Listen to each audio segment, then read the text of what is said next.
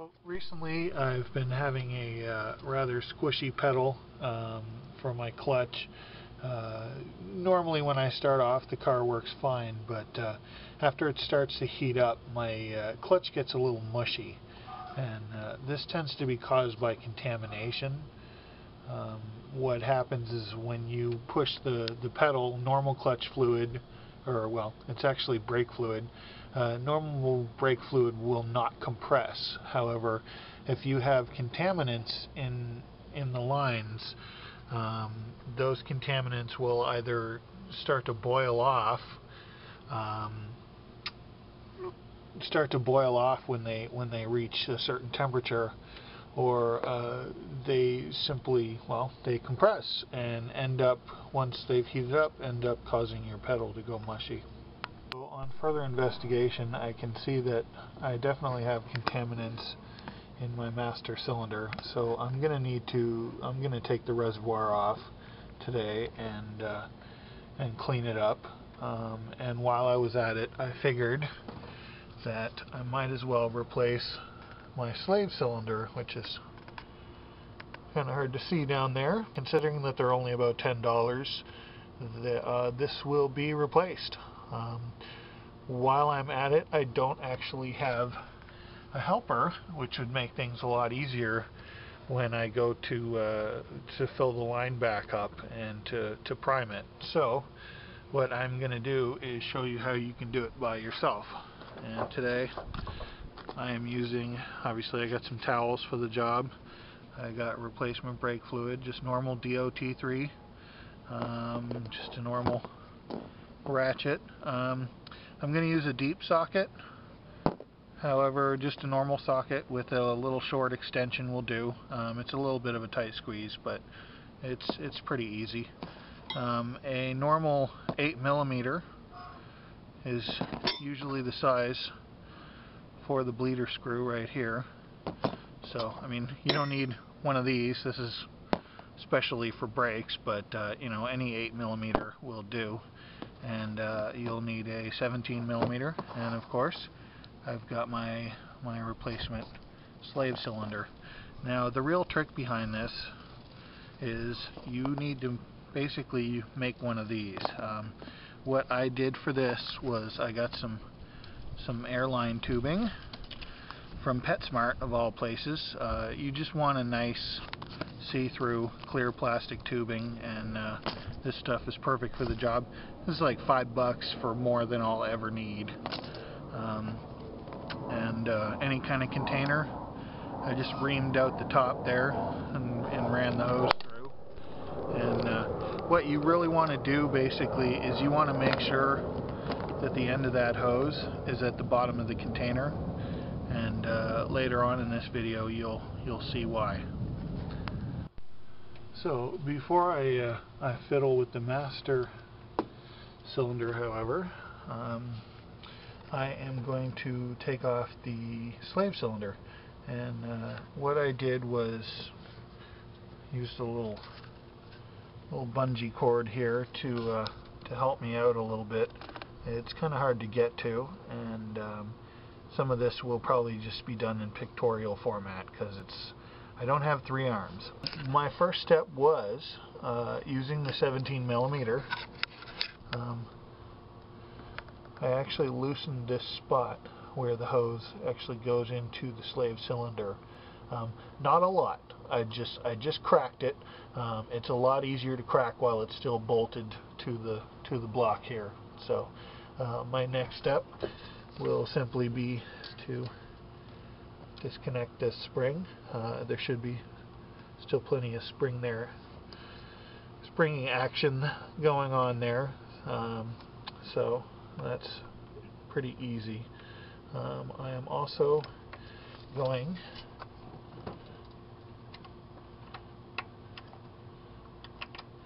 to make an ass of myself. Okay. My next step will be to take the 12mm, and I'm going to disconnect this. There's 2 bolts. There's one on top here and one on the bottom. That's why I use the deep socket. There's a little bit of working room here. It's not that bad, but just a deep socket or a short extension will be needed to get to the one underneath. Obviously you can't see it, but I'm tapping on it right now.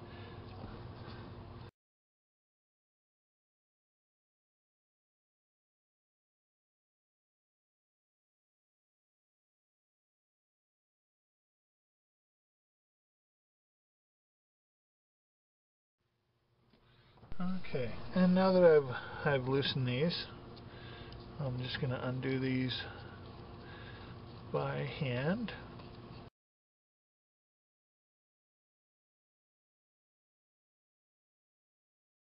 And 3 hours later, okay, I now have it completely disconnected, and it is loose and free to take out.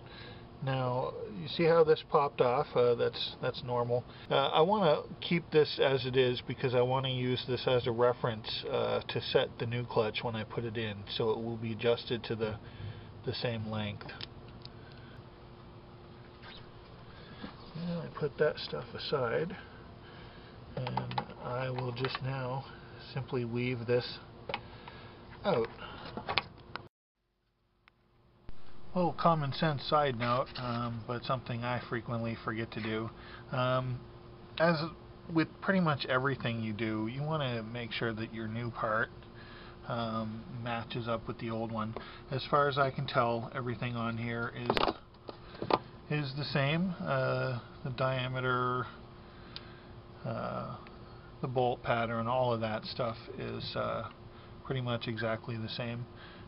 The thing is too, though, with these old Hondas, I find you have a lot of parts that are kind of one size fits all, and sometimes you run into just those little irregularities that make things really difficult or basically impossible. So one thing I've learned the hard way is always check and compare as much as possible every little detail, just to be sure. My next step is actually going to be to disconnect this hose right here that I had already loosened. I'm going to use a 17 millimeter. It's kind of a two-hand job, so I don't think I'm going to be able to do it on camera. But one thing I wanted to make a note of or bring to your attention is that when you do this, you should keep it elevated. You want to keep it above the level of your master cylinder. That way any air bubbles or anything are gonna flow out, and you're also not gonna spill brake fluid. Another thing, brake fluid and paint do not mix. That stuff will eat your paint, so do your very best not to spill it. It's even just aside from having a mess on the concrete or whatever, you do not want that stuff on your paint. So do your best. I'm going to keep this elevated while I disconnect it, and then that way I can simply put the hose into a container for when it drains out. Okay, now that I've got it all disconnected and everything, you'll see the old one there. What I did was I took the line and I ran it into this little tub here, or this container, and I probably should have made sure it was in there a little more solid, but it didn't seem like it was going anywhere, so I kind of tucked it in there. And what I did was, after several slow pumps of the clutch, my master cylinder is effectively empty, and that's not good. And I basically did just a couple nice slow pumps until I was basically pushing air into there. It was kind of bubbling a little bit, so I knew I'd cleared the system. Having air in the system is obviously a bad thing, but since I'm going to end up repriming it anyways, I figured I might as well just clear the whole thing out, clear as much of that gunk out as possible. So next I'm going to take this reservoir off, and as you can see, it could certainly use a good cleanup. And after that, I will put it back on, put on the new slave cylinder, and then reprime the system.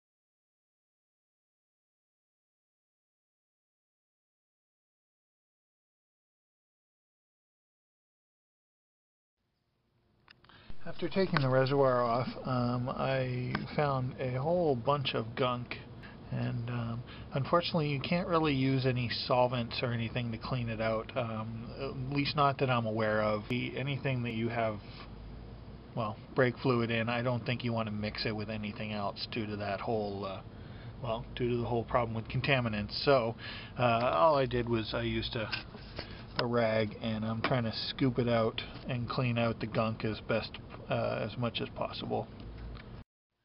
So now that I've got that all cleaned up and reinstalled, I'm ready to put the slave cylinder on.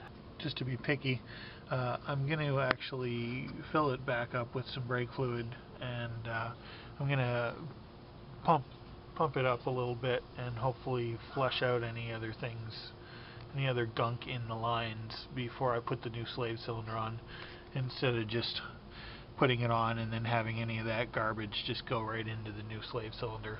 So I'm hoping that I will see some nastiness in there. Okay, so now that I've actually managed to bleed the line, I won't show you the details, but I managed to get a lot of gunk out of it, and it took quite a few refills and quite a few pumps of the clutch pedal, but eventually it was clear enough to my liking. Now that I've got that done, I'm going to reattach these two, and since this doesn't rotate on its own, you're actually going to have to rotate this around this hose. And don't forget to put the washer back on.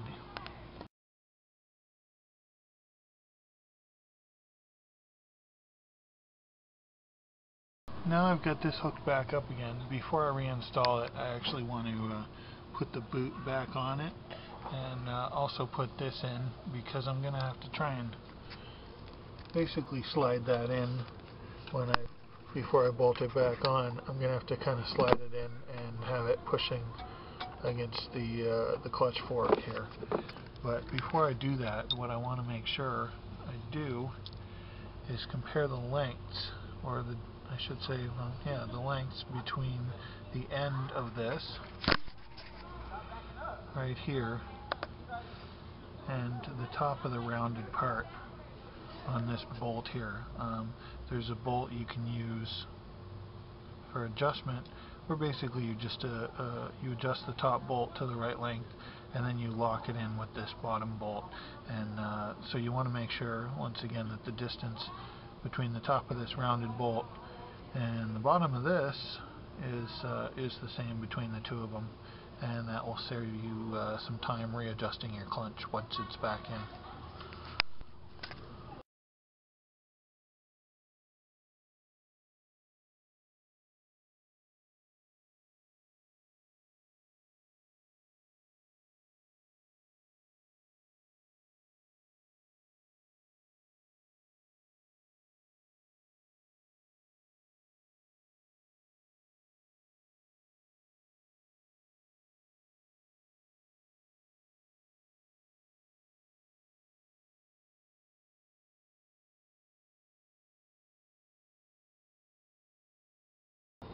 Now that I've got it all reinstalled, I hooked that rubber hose to the bleeder nipple.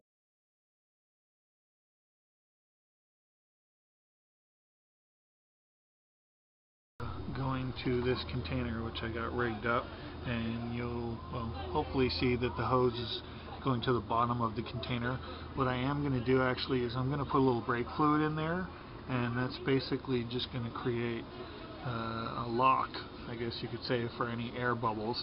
And I have this elevated so I can watch any air bubbles come up and through.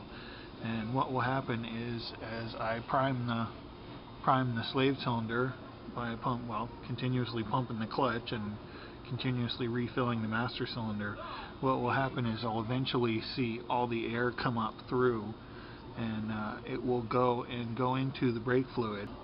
So it's going to be like a one-way burp valve, and since it is elevated above the level of the master cylinder, that's also another kind of check valve. First, I'm going to crack this open a little bit. I've got it tightened. I'm just going to crack it like a half turn or a quarter turn just to open it up. and then I'm going to keep refilling the master cylinder and pumping it. And as I pump it, I will see the air bubbles come out through, and I'm going to keep going until there's no more air bubbles coming out. And then I will simply disconnect it, and that way I'll be able to do it by myself and not have to worry about any air going back into the system. And all I did was used a coat hanger rigged up to hold that. So I've got the slave cylinder cracked, and I've got my fluid in there. I'm going to keep an eye on the level of fluid in my master cylinder, and I'm simply going to stand here and pump the clutch. I'm recording this last little part because I had hoped to be able to show you the process when I was actually priming the new slave cylinder. Unfortunately, I thought I could, but I can't zoom with my camera, and so as you could see moments ago, you could see the tubing, and you saw how I had it all set up. However, you couldn't see the fluid actually going up and through the hose. So I just wanted to do this little extra bit and describe how it all works out.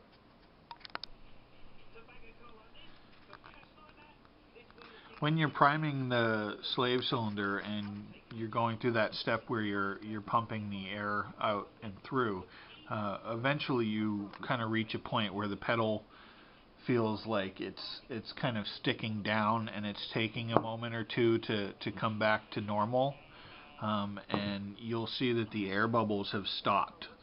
I did reach a point where the fluid just didn't seem to want to go back, didn't want to keep going through the line, and this wasn't filling up any further, but I wasn't getting any air bubbles either. At that point, you know that you're okay. Then you simply clamp the bleeder screw, close the bleeder screw, tighten it down, and be careful as you disconnect the hose. And I also went back after I was done and managed to get this out of the way and everything. Went back and double checked all my fittings, and also retightened the spot where the hose went in, just to be double sure. And it's good to go. Once you do all that and you go back and you try your pedal again, you'll feel a much better response. It feels nice and firm, and no matter how many times you pump it in a row, it's just right there. So I was quite happy with the results. I also wanted to mention this whole setup is also very good for doing your brakes. You can use it pretty much the exact same way. You just pop it on the nipple, and when you want to you prime the brakes, you simply open the nipple, open the valve just that little bit, and as long as the hose is on there and this is elevated and you have the hose sitting beneath the level of brake fluid, that's very important. As long as you have it set up like that, you can bleed your brakes as well. It tends to end up using a little more brake fluid in the long run because you spend more time priming it and pushing fluid through just to be doubly sure that you're getting all the air out. But ultimately, I mean, brake fluid's pretty damn cheap, so it doesn't really hurt any. Plus, you get to do your brakes all by yourself. I recently used this method on my rear brakes, and I have had no troubles with it whatsoever. So, for those of you who need a helping hand but don't have one, that's a good technique to use. And as always, my lovely assistant really couldn't seem to care less.